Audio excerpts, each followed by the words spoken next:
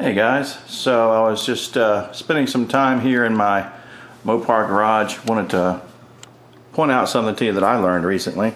Well, actually not too recently, I've seen this before, but I thought I'd make a video about it. So I had to replace the ignition components, or a lot of them, on my Fury, and had to replace the coil. And the coils that you get from most parts stores today, they're not exactly correct.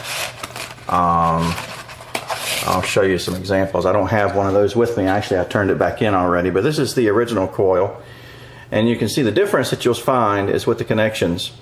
So on the original coils, OEM coils, the positive and negative connections are leaning off to the left, as you can see here, whereas on most of the ones that you'll buy from the parts stores, they're centered, top and bottom. And that also makes the the cables are often not long enough to reach, so you have to do a little bit of cutting and splicing, which I don't like to do. And then also the original connectors on the car are too small to go around the studs on the replacement coils. So you have to cut those to make it fit.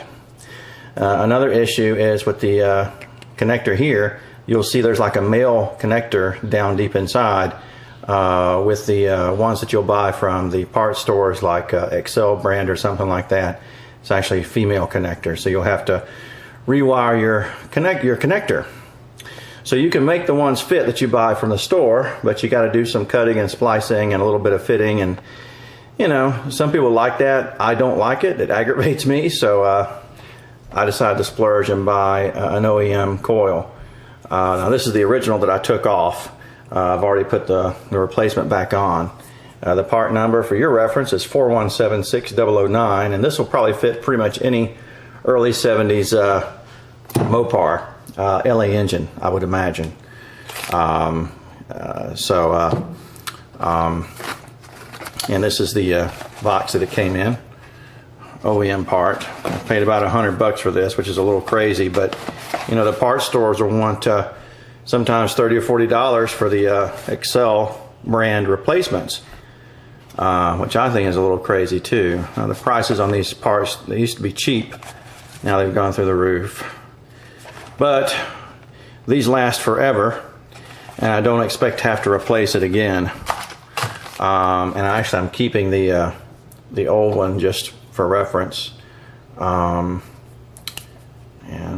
course, you can get a multimeter and test these. You connect a lead from, I think, from positive to negative, and then also from, I think it's from positive to the center.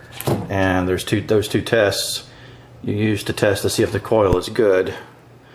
And I forgot what the numbers are that you would expect to see. But I can make another video on that, I guess. But there's some videos about that online already, to tell you how to test a coil. But anyway, that's the part number if you need to get one yourself. And to